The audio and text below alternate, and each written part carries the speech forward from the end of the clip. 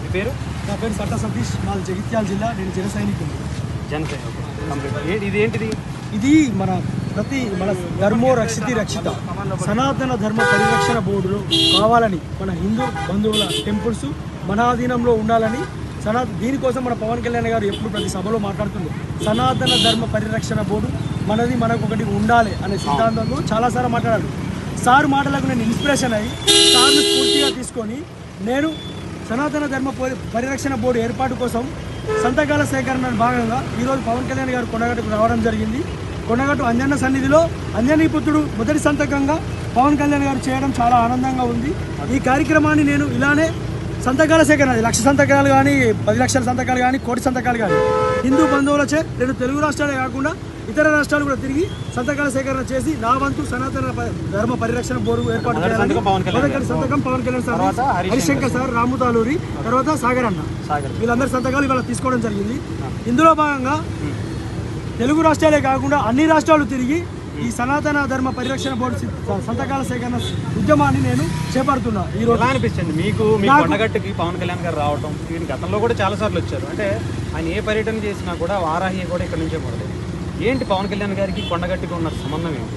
కళ్యాణ్ గారికి వాళ్ళ ఇంటి దైవం అంజన స్వామి, అంజనీపుత్రుడు. ఎందుకంటే సార్ 2009 పర్యటనలో వచ్చినప్పుడు, ప్రజారాజ్య పర్యటనలో వచ్చినప్పుడు యువరాజ్య విభాగంలో సార్కు అటెన్షన్ వైర్లు తగిలి 10 నిమిషాలు స్పృహ కోల్పోయాడు. సార్కి జన్మనిచ్చింది ఆంధ్రప్రదేశ్, కానీ పునర్జన్మనిచ్చింది మన కొండగట్టు అంజన స్వామి, తెలంగాణ. అందుకే తెలంగాణ కాదు తెలుగు రాష్ట్రాలను బలంగా నమ్ముతాడు పవన్ కళ్యాణ్ గారు. 35,19,00,000 తెలుగు రాష్ట్రాల్లో కాదు భారతదేశం నుంచి కొండగట్టు అంజన స్వామి దర్శనానికి వస్తూ ఉంటారు. అంజన స్వామి భక్తులకు ఇబ్బంది అవుతుందని ఒక వినతి పత్రం ఇస్తే సార్ దానికి స్వీకరించి టీటీడీ బోర్డు నుంచి 35,19,00,000 తీసుకొచ్చి 96 గదులకు 2,000 మంది భక్తులకు సరిపడే రూము కేటాయించడం జరిగింది. చాలా ఆనందంగా ఉంది. పవన్ కళ్యాణ్ గారు ఎప్పటికైనా ఒక రాష్ట్రం కాదు, భారతీయుడు. భారతదేశాని కోసం ఎంత దూరానికైనా వెళ్తాడు, ఎంతకైనా పోరాటం చేస్తాడు.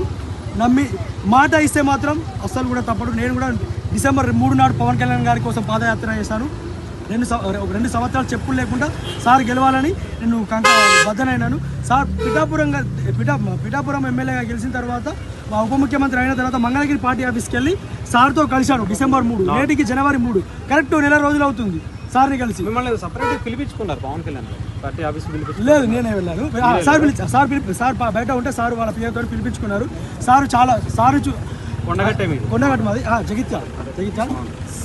సార్ని ఇలాంటి నాయకుడు మాత్రం భూతద్దం పెట్టి భూమంతా వెతికినా కానీ ఇలాంటి నాయకుడు మళ్ళీ రాడు. అది దేశం కోసమైనా, ధర్మం కోసమైనా, జనాల కోసమైనా పోరాడే ఏకైక వ్యక్తి మన పవన్ కళ్యాణ్ గారు. జై జనసేన, జై హింద్. అంటే కొంతమంది పవన్ కళ్యాణ్ గారిని తెలంగాణ వ్యతిరేకి అని చెప్పేటువంటి మాటలు కొన్ని మాట్లాడారు మధ్య. తెలంగాణకి ఏమంటారు అసలు? పవన్ కళ్యాణ్ గారికి తెలంగాణ మీద ఉన్నటువంటి ప్రేమ ఎంత గొప్పది, ఎలాంటిది? వాళ్ళకి నేను ఒకటే చెప్తున్నాను, మన రాష్ట్రాలు వేరైనా కానీ మన భాష ఒకటే, తెలుగు భాష. ఆ భాషకు గౌరవం ఇస్తాడు. ఎందుకంటే 1959, 56 నాకు అంత తెలియదు, నవంబర్ 1 56 రోజులు ఆమరణ నిరాహార దీక్ష చేసి తెలుగు రాష్ట్రం కోసం పొట్టి శ్రీరాములు గారు ఈ తెలుగు రాష్ట్రాన్ని తెచ్చాడు. అంతేగాని నాది తెలంగాణ, ఇది ఆంధ్ర అని భాషలను విభేదించద్దు, ప్రాంతాలను విభేదించద్దు. పవన్ కళ్యాణ్ గారి సిద్ధాంతం తెలుగు రాష్ట్రాలకు అండగా ఉంటాడు. ఎవరైనా ఆపదలో ఉన్నా అంటే మాత్రం చెల్లిస్తాడు, వెంటనే వాళ్ళకి సహాయం చేస్తాడు. అతని సేవ మా తెలంగాణలో కూడా ఉండాలి. ఆంధ్రప్రదేశ్లో ఎలానైతే ఉన్నదో కూటమి ప్రభుత్వాన్ని తెలంగాణలో కూడా తీసుకురావాలి. 2029లో బలపరచాలి. తెలుగుదేశం, బీజేపీ, జనసేన పోటీ చేస్తే మాకు కూడా చాలా ఆనందం.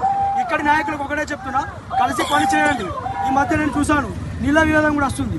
మనం పరిష్కరించుకుంటే అది పరిష్కారం అవుతుంది, కానీ వ్యక్తిగతంగా విమర్శించద్దు. చాలా గొప్ప నాయకుడు పవన్ కళ్యాణ్ గారు. దయచేసి చెప్తున్నా, రేవంత్ రెడ్డి గారు కానీ, కేసీఆర్ కానీ, కేటీఆర్ కానీ, తెలంగాణ నాయకులకు ఒకటే చెప్తున్నా, కలిసి పని చేద్దాం. విడిపోయినా కానీ మనం కలిసి పని చేద్దాం, కలిసి సాధించుకుందాం మన రాష్ట్రాలను అభివృద్ధికి. Thank you.